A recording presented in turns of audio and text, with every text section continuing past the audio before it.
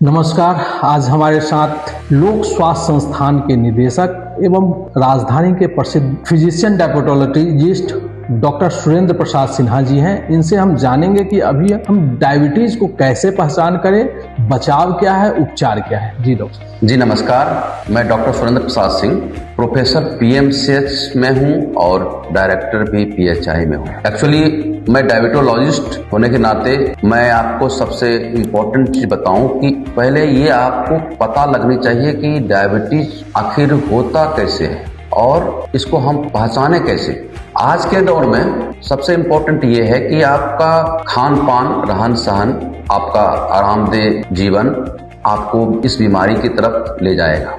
उस बीमारी से बचने के लिए अपने को एक्टिव कीजिए, रेगुलर एक्सरसाइज कीजिए, खाने पर एकदम से सेलेक्टेड चीज खाइए।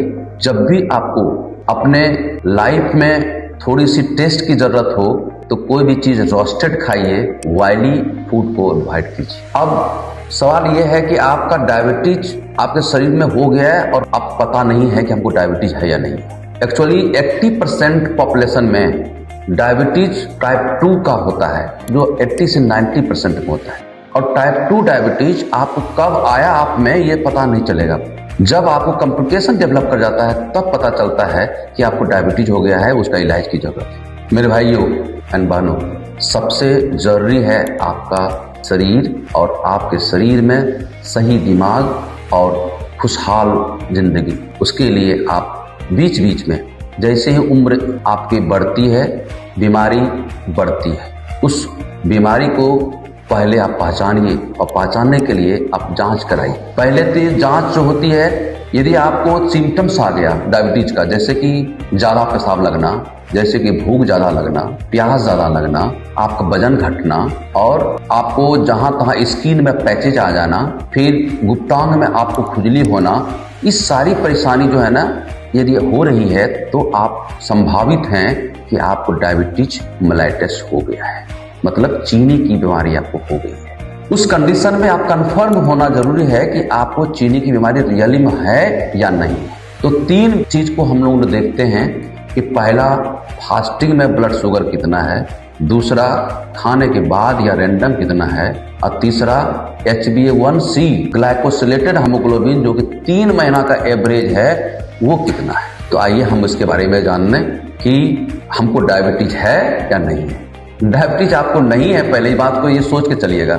यदि आप ये चीज ले लीजिए कि हमको डायबिटीज है, तब तो आपको डायबिटीज छोड़ जाए, क्योंकि टेंशन भी एक डायबिटीज का कारण है। इसी के लिए मैं अपने ब्लड की जांच को पहले शुरू करें। यदि उससे भी आपको पहले भय लगता है तो यूरिन को पहले टेस्ट कराइए। यूरिन में भी सैंपल यदि आपको देते हैं तो टेस्ट से पता चल जाएगा, रूटीन टेस्ट में, कि आपको शुगर यूरिन में आ रहा है नहीं आ रहा है। यदि उससे भी आपको नहीं पता चला तब डायबिटीज के लिए आप ब्लड का कलेक्शन लगवाइए।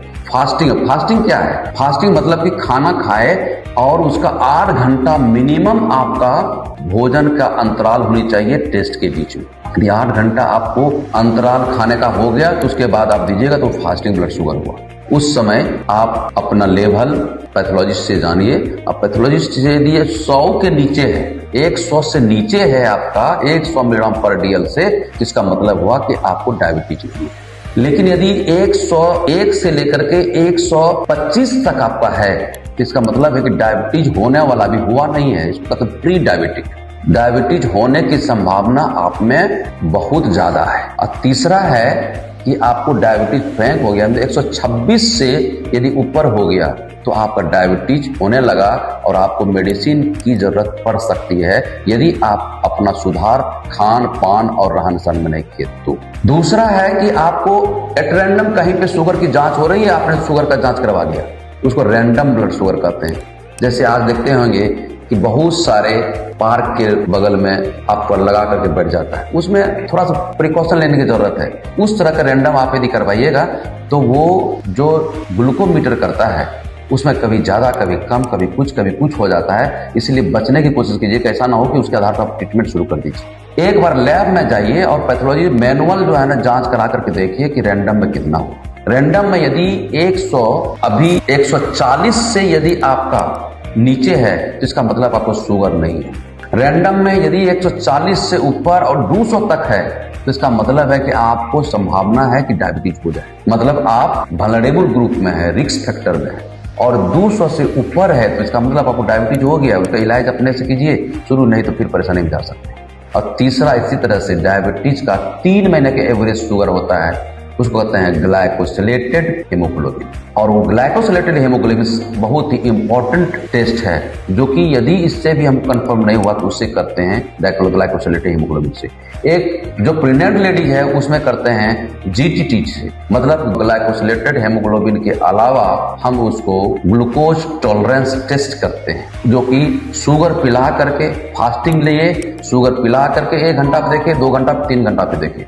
इस तरह से हम डायबिटीज की कंफर्म जांच कर लेते हैं। और यदि आपको डायबिटीज हो गया और आप तुरंत जांच के बाद में हमने इलाज करना शुरू कर लिया, लेना शुरू कर दिया मेडिसिन के रूप में, तो ये भी ठीक नहीं है, ये भी गलत है। क्योंकि डायबिटीज यदि टाइप 2 है आपको, तो वो कंफर्म यदि आपको तुरंत यदि जांच के बाद में दवाई लेते हैं वो तभी लेते हैं जब फास्टिंग का ब्लड शुगर 300 से ऊपर होता है। 300 से यदि नीचे है तो आप पहले 15 दिन से 1 महीने का अंतराल में आप अपने खान पान, एक्सरसाइज, अपना मूवमेंट सब कुछ को इम्प्रूव कीजिए और सही जीवन जीने के लिए बाध्य कीजिए अपने आप को। और यदि उसके बाद भी आपको कंट्रोल नहीं होगा तब मेडिसिन की तरफ में जाइए, जिससे कि आपको कॉम्प्लिकेशंस मिनिमम हो और लाइफ लॉन्ग आपको मेडिसिन लेने की जरूरत ना हो। इसका पहले आप अपने से उपाय कीजिए। धन्यवाद डॉक्टर साहब। अगर आपके मन में भी कोई प्रश्न है शुगर को लेकर के तो आप हमसे पूछ सकते हैं। आप चैनल को कमेंट बॉक्स में जाकर के अपना प्रश्न डाल सकते हैं। जी धन्यवाद।